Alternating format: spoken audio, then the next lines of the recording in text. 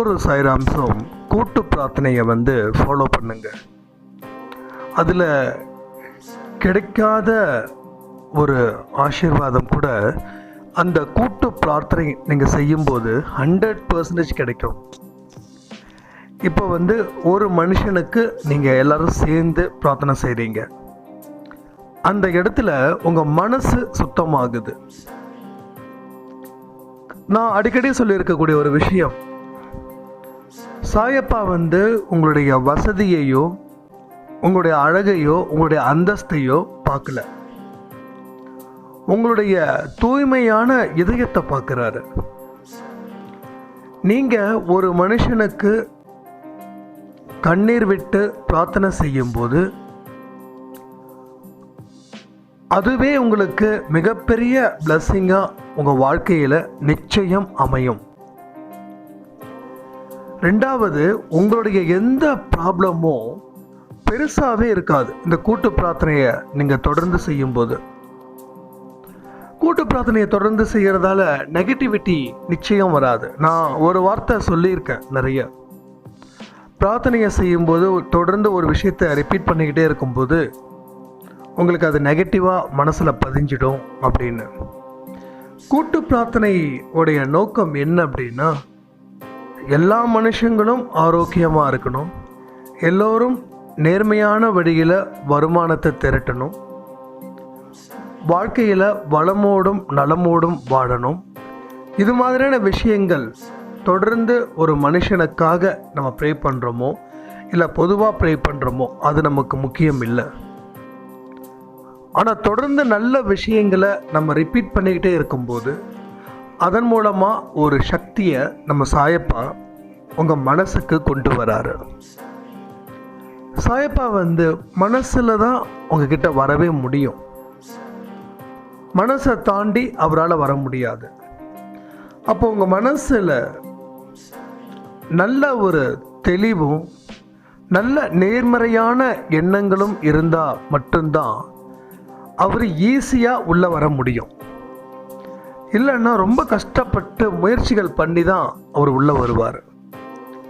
அப்போ அவர் வரதுக்கு உண்டான வழிகளை நம்ம என்னைக்கும் கடினமான போர்வையில் வச்சுக்கக்கூடாது, கடினமான பாதையில் வச்சுக்கக்கூடாது. அவர் உங்ககிட்ட ரீச் பண்ணுறாரு அப்படின்னா ரொம்ப எளிய முறையில் ரீச் பண்ணணும்.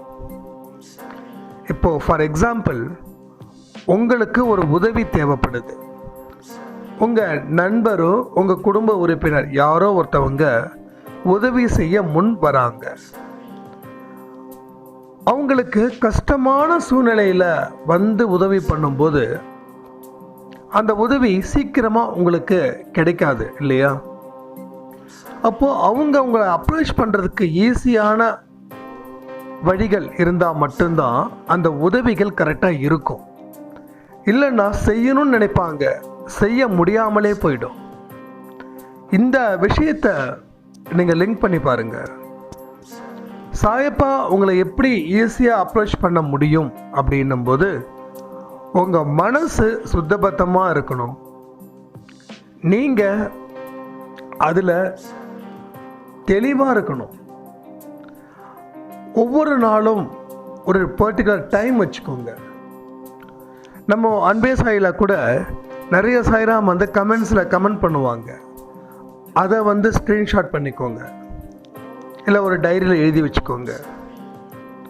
ஒவ்வொரு நாளும் ஏதோ ஒரு டைமுக்கு, இப்போ நம்ம ரெகுலராக ஏர்லி மார்னிங் இல்லை, காலையில் 9 மணிக்கு நம்ம ஒரு குரூப் ப்ரேயர் கண்டக்ட் பண்ணுறோம். அப்போது நீங்கள் அந்த 9 மணிக்கு நம்ம அன்பே சாயில் யாரு கேட்டாலுமே ப்ரே பண்ணுங்கள். ரெண்டாவது உங்களுடைய குடும்பம்,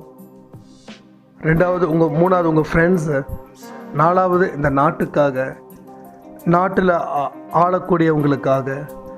இப்படி ஒரு நல்ல ஒரு எனர்ஜெட்டிக்கை நம்ம கொடுக்கும்போது அவங்களும் நல்ல விஷயங்களை நிச்சயம் செய்வாங்க. தொடர்ந்து ஒரு மனுஷன் நல்லா இருக்கணும் அப்படின்னு நம்ம நினைக்கும் போது அதில் ஒரு சக்தியை சாயப்பா அமைச்சு தராங்க. அப்போது 50% உங்களுக்கும் 50% நீங்கள் யாருக்கு ப்ரே பண்ணுறீங்களோ அவங்களுக்கும் போய் சேருது. ஒருவேளை நீங்கள் யாருக்குமே ப்ரே பண்ணாமல் பிரார்த்தனை செய்யாமல் இருந்தீங்க அப்படின்னா இதனுடைய அந்த 50% உங்களுக்கு மிஸ் ஆகுது. ஒவ்வொரு நாளையும் சிறப்பாக கொண்டாடணும் அப்படின்னு நான் சொல்லியிருக்கேன். இப்போ ஒரு 9 மணிக்கோ இல்லை உங்கள் நேரம், உங்கள் எந்த நேரமாக இருந்தாலும் ஓகே, நீங்கள் ஒரு டீம் செட் பண்ணுங்கள். வாட்ஸ்அப்பில் ஏதாவது செட் பண்ணுங்கள். அட்லீஸ்ட் உங்கள் குடும்பத்தில் யாராவது சாயப்பாடு டிவோட்டியாக இருந்தாங்கன்னா அவங்களையும் கை கோர்த்துக்கோங்க. 2 பேராவது மினிமம் அந்த நேரத்தில் இருந்தாங்க அப்படின்னா அந்த கூட்டு பிரார்த்தனை சக்ஸஸ் ஆகுது. இல்லைன்னா ரெகுலராக 9 மணிக்கு நம்ம குரூப் ப்ரேயர் ஆர்கனைஸ் பண்ணுறோம். இன்னையிலிருந்து பண்ணுறோம் காலையில். அதில் இந்த மாதிரியான நல்ல விஷயங்களை நீங்கள் ரெகுலர் பண்ணுங்கள். இப்போ பண்ணும்போது அந்த டே ஃபுல்லாக ஒரு எனர்ஜெட்டிக் கிடைக்கும். அதில் நீங்களும் உங்கள் குடும்பமும் நீங்கள் யாருக்காக பிரார்த்தனை பண்ணீங்களோ அவங்களும் அந்த டே ஃபுல்லாக நல்லபடியாக அவங்க வாழ்க்கை வளமாக இருக்கும். ஒரு சில நேரத்தில் ஏதாவது பிரச்சனைகள் வரலாம். நான் எல்லாத்துக்குமே நான் பதில் சொல்கிறேன். பிரச்சனைகள் வரும்போது அந்த இடத்துல தெளிவாக ஒரு விஷயத்தை முடிவு பண்ணுங்க. நம்ம பண்ணக்கூடிய ப்ரேயருக்காக, இந்த ப்ராப்ளம் சால்வ் ஆகிறதுக்காக ஏதோ ஒரு விஷயம் நிச்சயமாக இங்கே நடக்க போகுது. அப்போ இது நல்லதுக்கு தான் அப்படின்னு சொல்லிட்டு இன்னொரு ப்ரேயரையும் எக்ஸ்ட்ரா பண்ணலாம். ஒரு ஹாஸ்பிட்டல் போகும்போது டாக்டர் நான் சின்ன வயசில் இருக்கும்போது சொல்கிறேன், எல்லாருக்கும் ஒரு ஊசி, எனக்கும் ஒரு ஊசி நினச்சா இன்னொரு ஊசி ஒன்று போடுவார். எதுக்கு சார் அப்படின்னா, இல்லைப்பா இந்த இன்ஜெக்ஷன் போட்டால் தான் உனக்கு ஃபீவர் இன்னும் ரெடியூஸ் ஆகும். இல்லை டாக்டர், அவங்களுக்கெல்லாம் ஒரு இன்ஜெக்ஷன் போடுறீங்க, அவங்களுக்கு 1 போட்டால் போதும்ப்பா, உனக்கு 2 போடணும். தேவையில்லாமல் பேசக்கூடாது, இல்லாட்டி 3 வாயிலே ஊசி போடுவேன் அப்படின்வார். உடனே என்னடா இது நமக்கு மட்டும் இப்படியா அப்படின்னு நினைக்கும்போது, அப்போது ஒரு பிரார்த்தனை செய்யும்போது ஒரு ப்ராப்ளம் வந்துச்சு அப்படின்னா இன்னொரு பிரார்த்தனை இமீடியட்டாக தேவைப்படுது. அப்போ நீங்கள் செய்யக்கூடிய பிரார்த்தனையும் ரொம்ப இம்பார்ட்டன்ட். அப்போது நீங்கள் உங்களுடைய பிரார்த்தனை எப்படி இருக்கணும் அப்படின்னா, டெஃபினட்டாக அந்த பிரச்சனையை சால்வ் பண்ணுற அளவுக்கு மன வலிமையை கொடுங்க சாயப்பான்னு சொல்லி, அடுத்தது யாருக்காக நீங்கள் பிரார்த்தனை பண்ணுறீங்களோ அவங்களுக்கும் ஃபோன் பண்ணி இந்த மாதிரியான நல்ல விஷயங்களை சுருக்கமாக பேசுங்க. சில பேர் என்ன பண்ணுவாங்க, பெருசாக பேசுவாங்க. ஏன்னா ஒருத்தவங்க பிரச்சனையில் இருக்கும்போது நம்ம 1 மணி நேரம் 2 மணி நேரம் பேசினா அவங்களுக்கு புரியாது. கவலைப்படாத, கண்டிப்பாக இதில் இருந்து உனக்கு பெரிய ஒரு விடுதலை டெஃபினட்டாக சாய்ப்பா பண்ணி தருவாங்க. Don't worry. அவ்வளோதான். சுருக்கமாக பேசினா மதிப்பு ஜாஸ்தி. நம்ம எல்லாரும் ஒரு வரமான வாழ்க்கையை வாழ்ந்துக்கிட்டு இருக்கோம் அப்படின்றது நினைக்காம, வேறு என்னென்னமோ நம்ம மனசில் என்னென்னலாம் நினைக்கக்கூடாத விஷயங்களை நினச்சிக்கிட்டே நம்ம வாழ்க்கையை வீணாக்கிக்கிட்டே இருக்கோம். உண்மையிலே சொல்லணும் அப்படின்னா, மற்ற பிறவிகளை விட கம்பேர் பண்ணும்போது மனித பிறவிக்கு அளவிட முடியாத ஆற்றலும் அளவிட முடியாத ஆசீர்வாதங்களும் நிறைஞ்சிருக்குது. இந்த பிறவி, இந்த மண்ணில் நம்ம பிறந்த உடனே நமக்கு அந்த ஆசீர்வாதம் இருந்ததால தான் நம்ம பிறந்திருக்கோம் மனுஷ பிறவியா. யோசிச்சு பாருங்களேன், எத்தனையோ உயிரினங்கள் நமக்கு கண்ணுக்கு முன்னாடி இருக்கு, மனித பிறவி இல்லாத உயிரினங்கள். ஏன் நம்மளுடைய ஆன்மா அந்த இடத்துலலாம் போயிட்டு அந்த உடலில் போய் தஞ்சம் ஆகலை? அப்போது நமக்கு ஏதோ ஒரு பாக்கியம் இருக்குது. இந்த பிறவியில் செய்ய வேண்டிய நல்ல விஷயங்கள் நிறைய இருக்குது. ஆனால் எல்லா மனுஷங்களுக்கும் ஒரு விதமான ஒரு குழப்பம். இந்த குழப்பம் வாழ்க்கையில் தேவையில்லாத பிரச்சனைகளை கொண்டு வருது. இதனால தான் நம்மளுடைய அன்றாட விஷயங்களை கூட பெரிய விஷயங்களாக நம்ம நினச்சிக்கிறோம். நம்ம அப்துல் கலாம் சொன்ன மாதிரி, பிறப்பு ஒரு சாதாரண விஷயமா இருக்கலாம், ஆனால் மறைவு அப்படின்றது சாதனையோடு மறையணும். கடவுள் எல்லா மனுஷங்களுக்கும் சாதனை செய்யணும் அப்படின்றதுக்கு தான் எல்லாருக்கும் இருக்கக்கூடியதை காமனாக கொடுத்துருக்காங்க. எல்லாருக்கும் 6 அறிவு தான், எல்லாருக்கும் 24 மணி நேரம் தான். இன்னும் சில விஷயங்கள், பசிச்சா சாப்பிடணும், தூக்கம் வந்தால் தூங்கணும், மூச்சு விடுறது, பார்க்கறது, பேசுறது, எடுக்கிறது, எடுக்காதது, நினைக்காதது. ஆனால் நம்ம என்ன செய்கிறோம்? பல பேர் கூட அன்வான்டான விஷயங்களை பேசி விரோதத்தை வளர்த்து நீயா நானான்னு போட்டி போடுறதுல தான் நம்ம வாழ்க்கையை வீணாக்கிக்கிட்டே இருக்கோம். இந்த நிலைமையில் இருந்து நம்ம வரணும் அப்படின்னா ஒரே விஷயங்கள் தான். நம்மளுடைய கவனத்தை, நம்மளுடைய வேலைகளை மட்டும் கவனத்தை செலுத்தினா மட்டும் போதும். நீங்கள் உங்களை பார்த்தா மட்டும் போதும். உங்களுடைய குறைகளை பார்த்து அதை தீர முடித்தா மட்டும் போதும். அப்போது நல்ல விஷயங்களை என்னென்னலாம் இருக்குதோ அதை வளர்த்தா மட்டும் போதும்.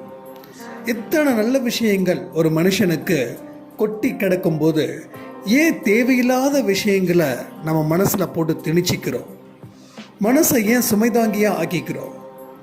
நிறைய பேர் என்ன சொல்லுவாங்க தெரியுமா? வாழ்க்கையில் தீராத பிரச்சனை. ஆனால் அத்தனை பிரச்சனைகளும் கர்மாவால் வந்ததான்னு பார்த்தீங்கன்னா 10ல் இருந்து 20% தான். மீதி எல்லாம் நம்மளாக ஏற்படக்கூடிய சூழ்நிலையை நம்மளாக உருவாக்கிக்கிறோம். வாய்ப்புகளை நம்ம உருவாக்கிக்கிறது இல்லை, இருக்கிற கெட்ட சூழ்நிலைகளை நம்ம உருவாக்கிக்கிறதால தான் நம்மளுடைய மனசு ஒரு வீணாக போன மனசை நம்ம கொண்டு வந்துடுறோம். குப்பைகளை வச்சிருக்க அதனுடைய கெட்ட தாக்கம்தான் ஒரு மனசில் ஏற்படுத்தும். கடவுள் கொடுத்த வரத்தை நம்ம கொண்டாட வேண்டாமா? நம்ம சிரிக்க வேண்டாமா? நம்ம சிந்திக்க வேண்டாமா? ஆனால் இங்கே என்ன செய்கிறோம்? உட்காந்து கவலைப்பட்டுக்கிட்டு வாழ்க்கையை இப்படி கிடச்சிடுச்சேன்னு சொல்லி கொண்டாடாமல் திண்டாட்டத்தை நம்மளும் உருவாக்கிக்கிறோம். எண்ணங்களை கட்டுப்படுத்த முடியாத அளவுக்கு அலைய விட்டுட்டோம். அதனால் அந்த பாதிப்புகள் தான் இன்னைக்கு இப்படிப்பட்ட ஒரு அசாதாரண சூழ்நிலையை உருவாக்குது. தோல்விகள் வந்தாலும் அதை தாங்கிக்கிற பக்குவத்தை நமக்கு யாரும் கற்றுக் கொடுக்கவே இல்லை. தோல்வி வந்துட்டா வாழ்க்கையில் ஜெயிக்கவே முடியாது அப்படின்ற ஒரு வாழ்க்கையை வாழ ஆரம்பிச்சிட்டோம். தோல்விகள் ஒவ்வொரு மனுஷனுக்கும் பக்குவப்படுத்தும். அந்த பக்குவம் எப்படி இருக்கும் அப்படின்னா ஃபியூச்சரில் பெரிய அளவில் ஒரு இடத்துக்கு போகக்கூடிய ஒரு சிந்தனையை உருவாக்கும். அனுபவங்கள் ஆசிரியர்னு சொன்னது இல்லையா? அப்போ ஒவ்வொரு அனுபவத்தையும் நம்ம ஒரு ஆசிரியராக சொல்லி கொடுத்த பாடமாக நம்ம எடுத்துக்கிட்டோம் அப்படின்னா எவ்வளோ நல்ல மார்க்கு வாழ்க்கையில் வாங்கலாம். இங்கே எல்லாரும் பாடத்தில் தான் ஃபஸ்ட்டு ரேங்க் வரணும், ஸ்கூலில் ஃபஸ்ட்டு வரணும், காலேஜில் ஃபஸ்ட்டு வரணும், டிஸ்ட்ரிக்ட் ஃபஸ்ட்டு வரணும், ஸ்டேட் ஃபஸ்ட்டு வரணும் அப்படின்னு நினைக்கிறோம். ஆனால் வாழ்க்கையில் ஃபஸ்ட்டு வரணும் அப்படின்னா அனுபவம் என்ற பாடத்தை படிக்கணும். அதில் தோல்விகள் ஏற்படுத்தக்கூடிய அனுபவம் இருக்குது பாருங்கள், அது மிகப்பெரிய அனுபவம். அதை நீங்கள் அனுபவமாக எடுத்துக்கிட்டிங்கன்னா வாழ்க்கையில் உச்சத்தில் போகலாம். எல்லாரும் அண்ணாந்து பார்க்குற அளவுக்கு நீங்கள் உயர்வீங்க. அப்படி அண்ணாந்து பார்க்கும்போது கூட உங்களுக்கு எந்த இடத்துலையும் மனசில் அந்த போதை வராது, நம்ம ஜெயிச்சிட்டோம், நம்மளை எல்லாரும் அண்ணாந்து பார்க்குற அளவுக்கு நம்ம வாழ்க்கையை வாழ்ந்துக்கிட்டு இருக்கோம் அப்படின்னு. லைஃப்பை கொண்டாடணும், ஆனந்தமாக செலிப்ரேட் பண்ணணும். யாரை பற்றியும் எதை பற்றியும் கவலைப்படக்கூடாது. கவலைப்பட்டாலும் அது உங்களால் தீர்க்க முடியுதா அப்படின்றத யோசிக்கணும். நீங்கள் நல்லபடியாக இருந்தால் தான் பல பேரை பார்த்துக்கக்கூடிய பொறுப்பை சாயப்பா உங்களுக்கு கொடுப்பாங்க. நீங்கள் குண்டு சட்டிக்குள்ளேயே குதிரை ஓட்டணும் அப்படின்னா வாழ்க்கையில் எப்படி அடுத்த கட்டத்துக்கு போக முடியும்? அடுத்த கட்டத்துக்கு போக சொல்லி சாயப்பா தீவிரமாக இருக்கார். ஆனால் நம்ம இருக்கிற இடத்த கூட தக்க வச்சுக்காமல் இருக்கிறது யாருடைய தப்பு அப்படின்றத நீங்களே உருவாக்குங்க. நீங்களே சிந்திச்சு பாருங்கள். இந்த நாளை நீங்கள் எப்படி செலிப்ரேட் பண்ண போகிறீங்க? அதுதான் நான் அடிக்கடி சொல்லக்கூடிய ஒரு விஷயந்தான். வாழ்க்கையை ஆனந்தமாக என்ஜாய் பண்ணுங்கள். ஆனந்தம் இருந்தால் வாழ்க்கையில் அமைதியும் சந்தோஷமும் நம்பிக்கையும் சாயப்பா மேலே பற்றுதலும் அதிகமாக இருக்கும். வாழ்க்கையில் என்றைக்குமே முகத்தை தொங்க போட்டுக்கிட்டே இருந்தோம் அப்படின்னா சாயப்பா ஏற்ற மாதிரி வந்தால் கூட தெரியாது. ஏன்னா மூஞ்சி தொங்கி தானே போய் கிடக்குது. நல்லா ஃப்ரெஷ்ஷாக இருங்க, எனர்ஜெட்டிக்காக இருங்க. சிரிப்பு ஒரு எனர்ஜெட்டிக், அது அமைதியை பெரிய அளவில் உருவாக்குது உங்கள் மனசில். சிறப்பாக வாழ வேண்டாமா? அடுத்த ஜென்மம் என்னன்றது யாருக்காவது தெரியுமா? போன ஜென்மத்தில் எப்படி இருந்தோன்னு தெரியுமா? வரக்கூடிய வாய்ப்பை நல்லபடியாக பயன்படுத்தினா தானே அடுத்தடுத்த வாய்ப்புகள் நல்லபடியாக சாயப்பா நமக்கு அமைச்சு தருவாங்க. அதனால் என்ன இருந்தாலும் சரி, உங்களால் முடியும். இன்றைக்கி முடியலன்னா நாளைக்கு முடியும். அப்போது இன்றைக்கி முடியும் நினச்சாதான் நாளைக்காவது முடியும். இன்றைக்கி முடியாது அப்படின்னு நினச்சிங்கன்னா நாளைக்கு முடியாமல் போயிட்டா அப்போ ஒவ்வொரு நாளையும் காலத்தை வீணாக்கிக்கிட்டே இருந்தால் அப்போ எப்போ தான் இதுக்கு ஒரு முற்றுப்புள்ளி வைக்க முடியும்? சிந்திச்சு பாருங்கள். வாழ்க்கையை நல்லபடியாக வாழ்ந்து நம்ம சாதிக்கிறதுக்கு தான் இந்த பிறப்பை சாயப்பா நமக்கு அமைச்சு கொடுத்துருக்காங்க. இந்த நாள் எல்லாருக்கும் நல்லபடியாக அமையணும் சொல்லி சாயப்பா கிட்ட ப்ரே பண்ணிக்கிறேன். நம்மளுடைய ஒவ்வொருத்தவங்களுக்கும் தனிப்பட்ட முறையில் இருக்கக்கூடிய திறமைகளை சாயப்பா ஆசீர்வாதம் பண்ணட்டும். நீங்கள் செய்யக்கூடிய எல்லா வேலைகளையும் சாயப்பா ஆசீர்வாதம் அமைக்கட்டும். எந்த ஒரு விஷயத்தையும் பலனை எதிர்பார்க்காம கடமையை நல்லபடியாக செய்யுங்க. எல்லாருக்கிட்டையும் இன்முகத்தோடு பேசுங்க. சந்தோஷமாக உங்களை நம்பி வரவங்களை நம்பிக்கையோடு அவங்கள திருப்பி அனுப்புங்க. இத்தனை நல்ல விஷயங்களை நம்ம ஃபாலோ பண்ணணும். ஒழுக்கத்தை ஃபாலோ பண்ணணும். தனி மனித ஒழுக்கம் ஒரு மனுஷனுக்கு ரொம்ப முக்கியம். அது இருந்தால் தான் நம்ம சாயப்பாவை உள்ளே உட்கார வைக்க முடியும் நம்ம இதயத்தில்ன்றதை புரிஞ்சுக்கோங்க. ஏன் அன்பு குழந்தையே, உன்னுடைய வேதனை, உன்னுடைய நோய், உன்னுடைய கஷ்டம் அனைத்தையும் போக்க இப்போதே உன்னை காண வருகிறேன். யாரிடமும் உன் துக்கத்தை சொல்லி அழுது விடாதே. உதவி கேட்டு யார் காலிலும் விழுந்து விடாதே. நீ அழுவதற்கும் ஓடி சென்று விழுவதற்கும் சிறந்த இடம் உன் அப்பா நான் மட்டுமே என்று மறந்து விடாதே. உன்னை பாதுகாத்து வழிநடத்தி உயர்த்துவதே எனது தலையாய கடமை. நீ இருக்கும் இடத்தில் எந்த நோய்களையும் உன்னிடம் நெருங்க விடமாட்டேன். நான் எந்த சூழ்நிலையிலும் உன்னை கைவிடவே மாட்டேன். இந்த பந்தம் நிரந்தரமாக இருக்க வேண்டுமானால் வேறு மார்க்கம் இல்லை. நீங்கள் என்னை பரிபூரணமாக நம்புங்கள். ஒளிவு மறைவு விளையாட்டுகள் என்னிடம் வேண்டாம். யாருடைய இதய கதவுகள் எனக்காக திறந்துள்ளனவோ அவர்களுடைய இதயத்தில் நானே நிறைந்திருப்பேன். அதிக கஷ்டங்களை கண்டு கலங்காதே. அதைவிட பல மடங்கு மகிழ்ச்சியான தருணங்களை உனக்காக வைத்திருக்கிறேன்.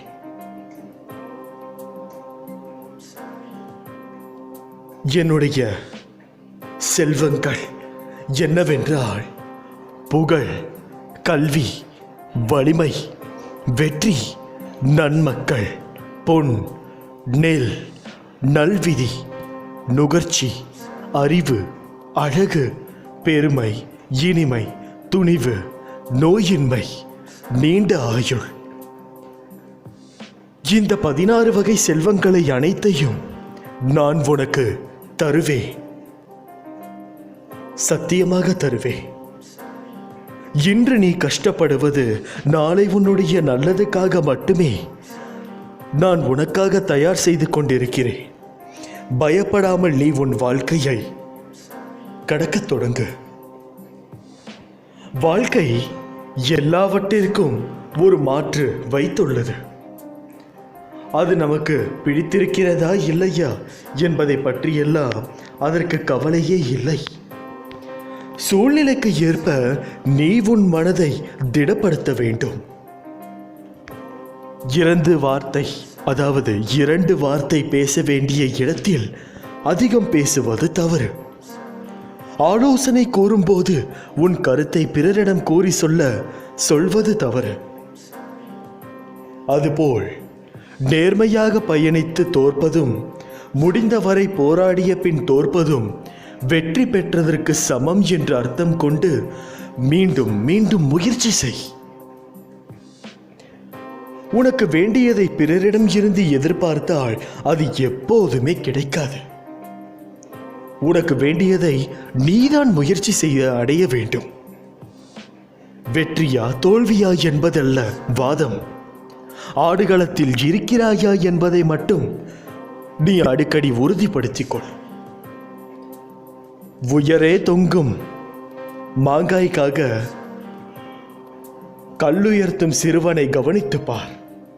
எரியும் கற்கள் தோல்வியை தழுவுகின்றது என்று அவன் கைவிட்டு போவதில்லை. கடைசியில் ஒரு காயாவது அவன் கைகளில் விடும். அதுவரை களைப்படைவதில்லை. அவன் கரமும் மனமும் சரி. அதுபோல் உன் தோல்விகளையே கற்களாக்கி கவனம் சிதறாமல் வெற்றி கனியை குறிபார்த்து எரிய கற்றுக்கொள்.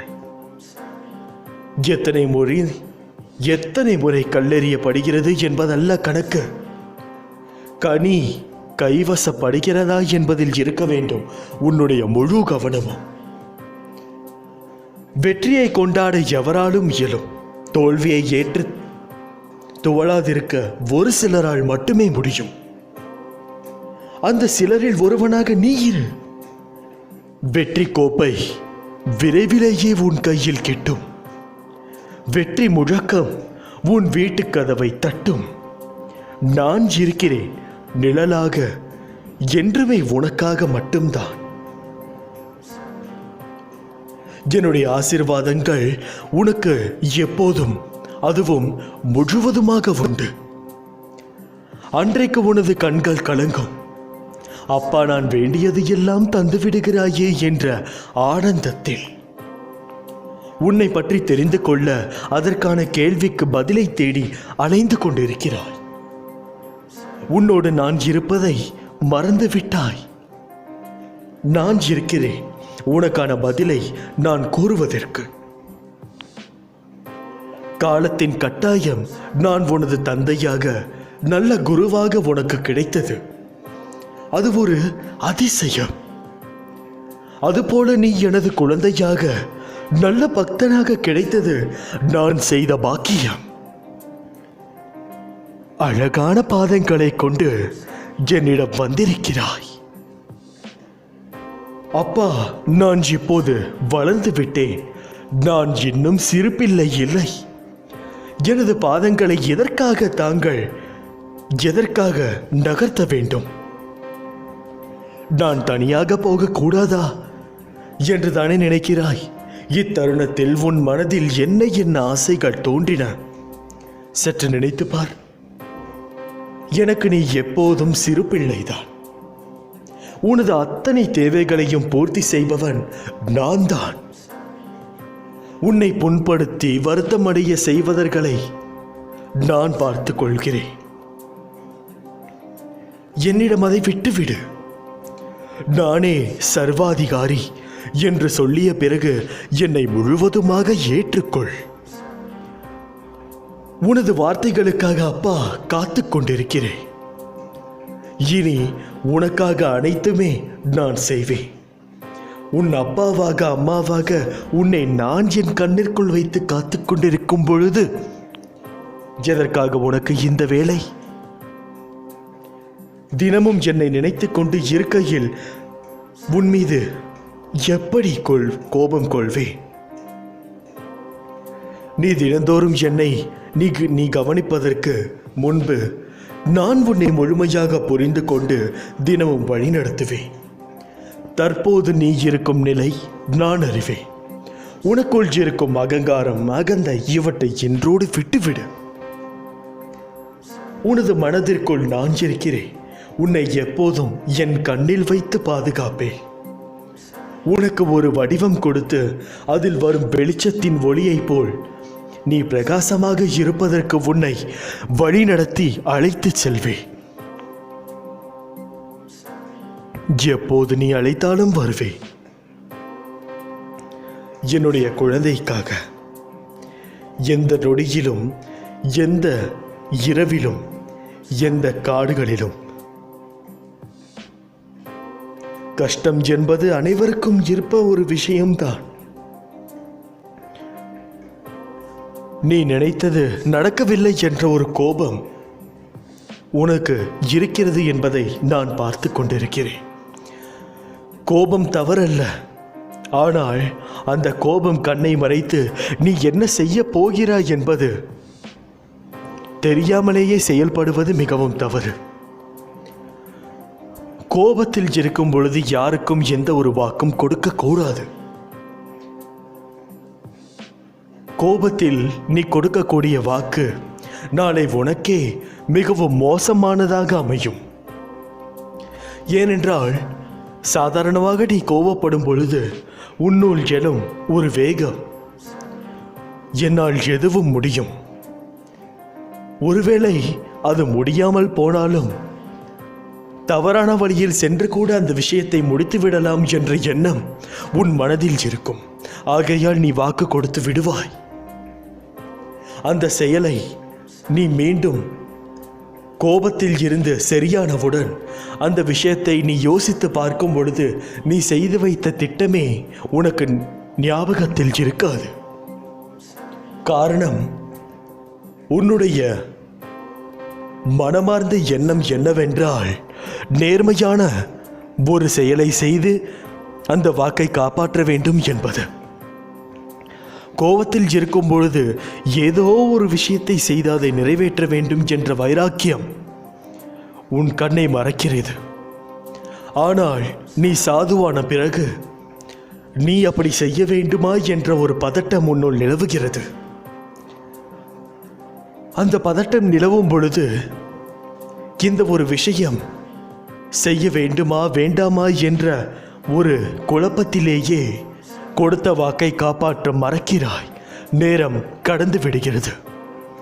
ஆகையால் கோபத்தில் இருக்கும் பொழுது எந்த ஒரு வாக்கையும் யாருக்கும் கொடுக்காதே.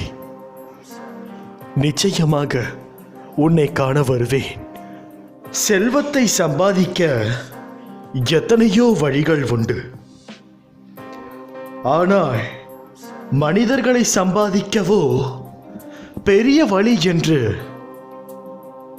இவைதான் உள்ளது என்று குறிப்பிட்டு கூறவே முடியாது. மனிதர்களை ஜெயிக்க வேண்டும் என்றால் மிகவும் கடினமான விஷயம். செல்வத்தை சேமிப்பது மிகவும் எளிய காரியம்தான். அதை நீங்கள் அனைவரும் மிகவும் எளிதாக சேமித்து வைத்து விடலாம். எப்படி என்று கேட்பீர்கள். ஏனென்றால் நீங்கள் பண நெருக்கடியில் உள்ளீர்கள். பண நெருக்கடியில் உள்ளவர்களுக்கு மனிதனை சேர்ப்பது பெரிய விஷயமாக தெரியாது. ஏனென்றால் அவர்கள் அனைவரும் நல்ல மனம் படைத்தவர்கள். ஏதோ ஒரு நாள் உங்களுக்கு ஏதோ ஒன்று ஆனால் கூட பாசத்தால் அவர்கள் அனைவரும் வருவார்கள். ஆனால் செல்வம் செல்வம் என்று ஓடுபவர்கள் அனைவரும் அவர்களுக்கு துணை நிற்பது என்பது மிகவும் கேள்விக்குறியான ஒரு விஷயம்தான். இப்போது நான் என்ன கூறுகிறேன் என்றால், செல்வத்தை விட மனிதர்கள் முக்கியம். மனிதர்களை விட நம்பிக்கை முக்கியம். நம்பிக்கையை விட நாணயம் முக்கியம். இப்படி இருக்கும் பொழுது மிகவும் எளிதான விஷயமாக செல்வம் அமைந்து விட்டது. உங்கள் கையில் எப்படியாவது காசு வர வேண்டும் என்றால் அதை தீய வழியில் மிகவும் எளிதாக சம்பாதிக்கவும் முடியும், நல்ல வழியில் மிகவும் கடினமாக சம்பாதிக்கவும் முடியும். பிறருடைய செல்வத்தை அவர்களுடைய உத்தரவின்றி நாம் எடுப்பது தீய செயல். ஆனால் உங்களிடம் நீங்கள் ஒரு பொருளை வைத்துக் கொண்டு அந்த பொருள் அவர்களுக்கு தேவைப்படும் போது இந்த பொருளை கொடுத்து அவர்களிடம் உள்ள செல்வத்தை வாங்கி அதில் இருந்து நீங்கள் சந்தோஷம் அடைவது என்பது வேறு, உங்கள் உழைப்புக்கு கிடைத்த வெற்றி. அதற்காக தான் சொல்கிறேன், கடினமாக உழைக்கும் பொழுது மனிதர்கள் நல்லவர்களாக அமைவார்கள். அப்படி நல்லவர்களாக அமையும் பொழுது நீங்கள் எந்த ஒரு மனிதர்களையும் வேண்டாம் என்று ஒதுக்காத அளவிற்கு ஒவ்வொரு மனிதர்களும் அடைவார்கள். இருந்தாலும் இதில் ஒரு சில கேடுகள் வரதான் செய்யும். ஏனென்றால் எவ்வளவு பெரிய விஷயமாக இருந்தாலும், எவ்வளவு மிக புனிதமான விஷயமாக இருந்தாலும் அதற்கு திருஷ்டி என்று ஒரு விஷயம் உள்ளது. ஏதோ ஒரு வழியில் ஏதோ ஒரு உருவத்தில் அது வரதான் செய்யும். அதையும் நாம் கடந்து கொண்டு எப்படி நம்மளுடைய பாதையில் நாம் பயணிக்கிறோம் என்பதில்தான் உங்களுடைய வாழ்க்கையே உள்ளது. எது வந்தாலும் கவலையே வேண்டாம், நம்பிக்கையோடு இரு. நான் உன்னை காத்து கொண்டேதான் இருக்கிறேன். செல்வத்தை சேர்த்து வைப்பது பயன் தரவே தராது. உண்மை என்ற மொழியிலே, நல்ல மனிதர்கள் என்ற வாகனத்திலே, நாணயம் என்ற பெயரிலே, நம்பிக்கை என்ற லோகத்திலே பயணிக்க தொடங்கு. இது உன்னுடைய கடமை. பிறகு இதில் இருந்து என்ன கிடைக்கிறதோ நிச்சயமாக உன் குடும்பத்திற்கு அது போதுமானதாக இருக்கும். பிறரை ஏமாற்றி சம்பாதிக்கும் ஒவ்வொரு செல்வமும் நிச்சயமாக உடம்பில் ஒட்டாது. ஏனென்றால் அதற்கான ஒரு மனிதன் என்பது வேறு ஒரு இடத்தில் ஏங்கிக் கொண்டிருப்பான். இன்று உங்களிடம் குறிப்பிட்ட செல்வம் எந்த ஒரு பயனும் இல்லாமல் உங்களிடம் இருக்கிறது என்றால் அந்த பணத்திற்காக ஏதோ ஒரு மூலையில் எங்கோ ஒரு இடத்தில் ஒரு உயிரே போயிருக்கும். மருத்துவ செலவிற்கு காசு இல்லாமல். ஆகையால் இந்த தீய வழியில் சென்று சம்பாதிக்காமல் இருந்தாலே அவரவர்களுக்கு அவரவருடைய காசு பணம் சென்று அடைந்தாலே இந்த உலகத்தில் பற்றாக்குறை என்ற ஒரு வார்த்தையே இல்லாமல் போய்விடும். எவ்வளோ விஷயங்கள் உங்களுக்கு தெரிந்தும் ஏன் இந்த ஒரு விஷயம் உங்களுக்கு புரியவில்லை? இதை உங்களிடம் நீங்களே கேட்டுக் கொண்டால் உங்களிடம் இருந்து உங்களுக்கே ஒரு பதில் வரும். அது என்னவென்றால், இருப்பது ஒரு வாழ்க்கை, அதை மிகவும் சந்தோஷமாக வாழ வேண்டும் என்று. உண்மையிலேயே அதற்குண்டான அர்த்தம் என்னவென்றால், இருப்பது ஒரு வாழ்க்கைதான். ஆனால் அந்த ஒரு வாழ்க்கையையும் நீ தீர்மானித்து உன்னுடைய வாழ்க்கை எப்படி இருக்க வேண்டும் என்று நீ ஒருவன்தான் முடிவு செய்ய வேண்டும். பிறர் செய்வதனாலேயோ அல்லது பிறர் தீய விஷயத்தை செய்தும் சந்தோஷமாக இருக்கிறார்களே என்பதை பார்த்து அதுபடியே நீ நடந்து கொள்வதும் மிகவும் தவறான விஷயம். இருக்கும் ஒரு வாழ்க்கையில் சந்தோஷமாக இருக்க வேண்டும் என்றால் என்ன அர்த்தம் என்றால், நீயும் சந்தோஷமாக இருக்க வேண்டும், உன்னை சுற்றி இருப்பவர்களும் சந்தோஷமாக இருக்க வேண்டும். அப்படி என்றால் நீ செய்யும் ஒவ்வொரு விஷயமும் யாருக்கும் எந்தவித தீங்கும் இல்லாமல் இருக்க வேண்டும். நீ ஒரு விஷயத்தை செய்ய ஒரு முறைக்கு 100 முறை யோசிக்க தொடங்கு என்று நான் கூறியுள்ளேன். அது எதற்கு என்று ஒரு முறையாவது யோசித்திருக்கிறாயா? அந்தந்த சூழ்நிலையிலும் ஒவ்வொரு குடும்பமே மாட்டிக்கொண்டு தவிக்கிறது. உணவே இல்லாமல் இறக்கும் குழந்தையும் இருக்கிறது. உணவு மட்டுமே உண்டு இறக்கக்கூடிய குழந்தைகளும் உள்ளது. நல்லது கெட்டது என்று உன்னை சுற்றி ஒவ்வொரு இடமும் ஒவ்வொரு அங்குலமும் நிறைந்திருக்கும். எதை எடுத்துக் கொள்கிறோம் என்பதில் நம் கையில்தான் உள்ளது. அப்படி இருக்கையில் எதுவாக இருந்தாலும் சமமாக எடுக்கத் தொடங்குங்கள். அளவுக்கு மீறினால் அமுதமும் நஞ்சு என்று நான் கூறியுள்ளேன். அந்த அளவை தெரிந்து செயல்படுங்கள், தெரிந்து கொள்ளுங்கள். ஆனால் அதிலேயே மூழ்கி விடாதீர்கள். வாழ்க்கை என்பது நல்லதும் கெட்டதும் நிறைந்திருக்கக்கூடிய ஒரு விஷயம்தான். ஆனால் அதற்காக கெட்டது மட்டும்தான் வாழ்க்கை, நல்லது மட்டும்தான் வாழ்க்கை என்று யாராலும் எடுத்துக்கொள்ள முடியாது. இங்கு சில பேரை சந்தோஷப்பட வைக்க ஒரு சில பொய் கூற வேண்டும் தான். ஆனால் அந்த மனிதன், அந்த பிள்ளைக்கு ஒரு மன சந்தோஷம் வருகிறது என்றால் தாராளமாக கூறலாம். அதற்காக அந்த ஒரு மனிதன் சந்தோஷப்பட வேண்டும் என்பதற்காக உன்னை சுற்றியுள்ள 5 நபர்களை நீ கஷ்டப்படுத்தக்கூடாது. அனைவருக்கும் எந்தவித கஷ்டமும் இல்லாமல் சங்கடமும் இல்லாமல் எடுத்து செல்ல வேண்டும். குடும்பத்தில் தலைவன் என்ற பொறுப்பு எவ்வளவுக்கெவ்வளவு முக்கியமானதோ அவ்வளவுக்கு உன் மனதிற்கு நீ ஒரு தளபதியாக இருப்பது. மனதிற்கு தளபதி என்பது மிகவும் பெரிய ஒரு விஷயம். எதை எதை எப்போது செயல்படுத்த வேண்டும் என்பதை நீதான் முடிவெடுக்க வேண்டும். மனதிற்கு எந்த ஒரு இடத்திலும் கட்டுப்பாடு வேண்டும். கட்டுப்பாடு இல்லாத மனது கெட்டு போகும் என்பதில் எந்தவித சந்தேகமும் வேண்டாம்.